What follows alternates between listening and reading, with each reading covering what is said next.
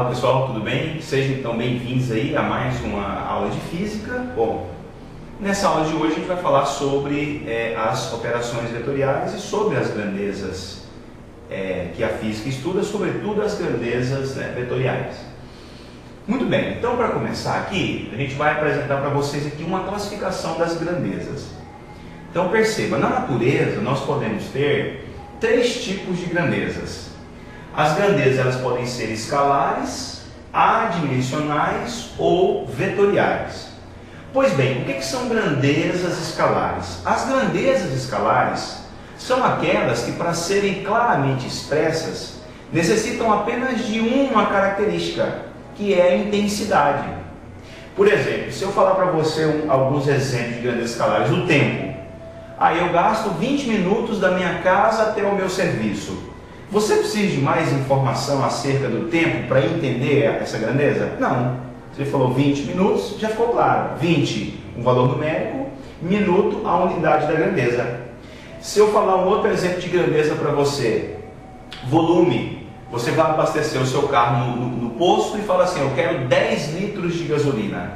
Quando você fala esse volume que você vai comprar, 10 litros de alguma coisa, a pessoa que está te atendendo precisa de mais informação para compreender essa grandeza? Não, então é uma grandeza escalar. Ela só precisa de uma característica, que é a intensidade, ou o módulo, o valor numérico, 10 a unidade de litros. Então são exemplos de grandezas escalares, o tempo, a área, o volume, a energia, o potencial elétrico, etc. Nós temos várias grandezas escalares. Então grandezas escalares são essas.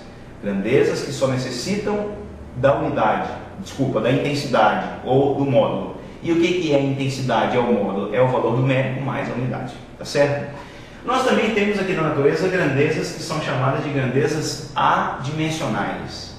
O que são grandezas adimensionais? As grandezas adimensionais são aquelas que não possuem unidade, é só um número. Exemplo de grandeza adimensional, a força de atrito.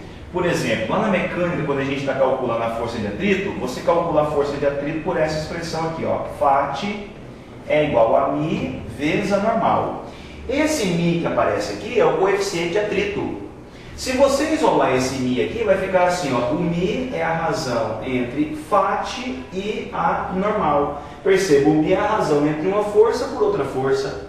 Se você dividir as duas forças, vai sobrar alguma unidade? Não. A de cima está em Newton, a de baixo também está em Newton, Newton em cima, Newton embaixo, corta. Então o coeficiente de atrito, por exemplo, é uma grandeza adimensional. Por quê? Porque ele não tem unidade.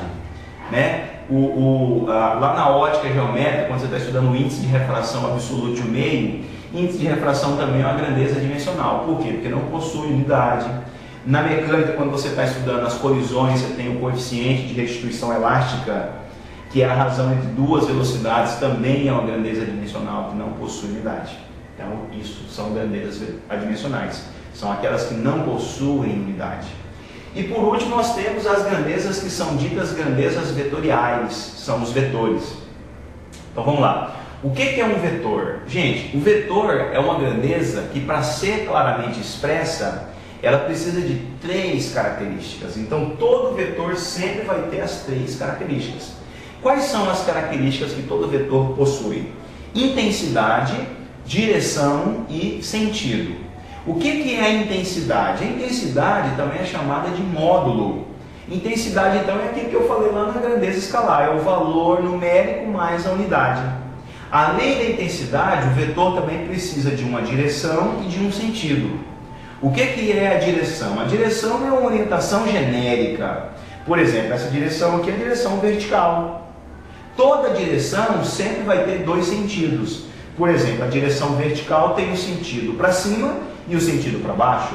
A direção horizontal tem um sentido para a direita e para a esquerda. Tá certo? Então, toda vez que eu falar em direção, toda direção sempre vai ter dois sentidos.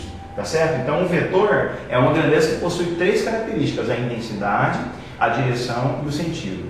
Pois bem, o objetivo dessa nossa aula vai ser estudar uma das operações que nós podemos fazer com esses vetores. Então, quando você tem um elemento matemático que é um vetor, quais são as operações matemáticas que você pode realizar com esse vetor? Você pode, com esse vetor, realizar as seguintes operações: a soma, a subtração e a multiplicação. Então, para o vetor só não existe a divisão. Então, você pode fazer uma soma vetorial, você pode fazer uma subtração vetorial, ou você pode fazer uma multiplicação vetorial, tá certo? Bom, eu representei para vocês aqui o que seria um vetor. Então, os vetores a gente representa ele assim por setas, onde essa seta ela tem aqui a origem, então essa aqui é a origem do vetor, e essa parte aqui é o que nós chamamos de extremidade. Então, o vetor ele é representado por uma setinha assim, determinada pela origem e pela extremidade.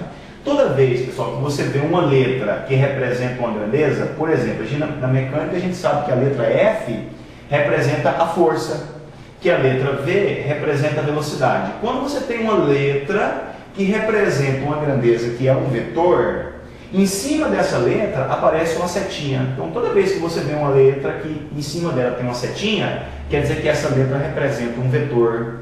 A mesma coisa acontece aqui, ó. Tem uma letra que representa uma grandeza. Essa grandeza em questão é um vetor, por cima da letra vai aparecer uma setinha, tá certo?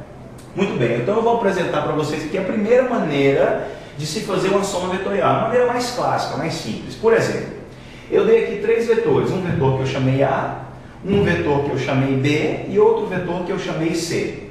Aí é pedido para você determinar a soma vetorial dada por A mais B mais C. Então, primeiro detalhe, para realização de somas vetoriais, a propriedade comutativa é válida. Então, o vetor soma dado por A mais B mais C é a mesma coisa que B mais A mais C, que C mais B mais A, que C mais A mais B. Então, a ordem da soma não vai alterar a resposta final, ou seja, o vetor resultante. Então, a propriedade comutativa é válida para a soma. Pois bem, como que eu faço para operacionalizar a soma entre aqueles vetores? É bem simples. A gente precisa realizar o que nós chamamos de translação vetorial. Então, você faz uma translação vetorial. O que é uma translação vetorial? A translação vetorial é quando você realiza algum movimento com o vetor, onde nesse movimento de translação você não vai alterar as três características do vetor. E quais são as três características? A intensidade, direção e sentido. Então perceba, eu peguei o vetor A e transladei ele para cá. A direção não mudou. O sentido não mudou. E a intensidade, que é o tamanho do vetor, também não mudou. Então coloquei o vetor A aqui, peguei o vetor B e transladei o vetor B para cá. Também eu não mudei a direção, não mudei o sentido, não mudei a intensidade. Só que eu transladei o vetor B para lá, de tal forma que a extremidade do A ficou ligada na origem do B. E finalmente eu peguei o vetor C e transladei o vetor C para cá, ligando o vetor C no vetor B, a extremidade de um na origem do outro. Depois que eu liguei os três ou mais vetores, o que eu faço? Eu desenho o último vetor, que começa na origem do primeiro, que termina na extremidade do segundo. Esse vetor aqui, que aparece de rosa, seria o vetor soma, ou seja, o resultado da soma de A com B com C, tá certo? Então essa aqui é uma maneira bem simples, né, da gente realizar aqui a soma de um vetor, tá certo? Pois bem, na sequência aqui agora eu vou explicar para vocês o que vem a ser vetores ortogonais. Pois bem, pessoal, então quando que eu tenho dois vetores ortogonais? Dois vetores serão ditos ortogonais quando entre eles existir um ângulo de 90 graus. Por exemplo, eu coloquei aqui dois vetores, o vetor A e o vetor B. Esses vetores aqui são vetores ortogonais? Eles são vetores ortogonais. Por que eles são vetores ortogonais? Porque entre eles existe um ângulo de 90 graus. Um ângulo de 90 graus, ou seja, eles são perpendiculares entre si. Perceba que esse vetor está na vertical, esse está na horizontal. Como que você realiza a soma de dois vetores ortogonais? Bem simples. Você faz uma translação vetorial, da mesma forma que a gente indicou lá na figura anterior, ligando a extremidade de um na origem do outro. Então eu peguei o vetor A, transladei para cá, peguei o vetor B, transladei para cá, ligando a origem de um na extremidade do outro, tá certo? Aqui está o vetor resultante, ou seja, o vetor A mais B. Depois que você desenhou esse vetor aqui, como é que você faria para encontrar a intensidade desse vetor? Como a gente pode visualizar aqui, os três vetores, no caso aqui o A e o B e o resultante, eles formaram um triângulo retângulo. Como formar o triângulo retângulo e o vetor resultante, que eu estou procurando a hipotenusa do triângulo retângulo, você aplica a relação válida para todo triângulo retângulo, que é a relação pitagórica. Então, aplicando aqui um teorema de Pitágoras aqui, onde a hipotenusa ao quadrado é a soma do quadrado. Muito bem, então, só retomando lá a questão dos vetores ortogonais, né? Vocês visualizaram lá que os vetores são ortogonais quando eles têm entre si um ângulo de 90 graus. Você realiza a soma da mesma maneira que a gente indicou lá no início, colocando a extremidade de um na origem do outro. E o módulo dessa soma do vetor ortogonal é obtido através, né, do teorema de Pitágoras. Aplica o teorema de Pitágoras e você consegue encontrar o módulo, certo? Só um detalhe, pessoal, que é importante frisar: enquanto vocês estiverem aí no nosso canal assistindo as videoaulas, vão pausando os vídeos, né, e fazendo anotações, né? Pega uma folha de papel, anota, para você aprender de fato essa parte teórica que a gente está apresentando. Bom, então, continuando aqui com a parte dos vetores, né, vou falar agora sobre os vetores opostos.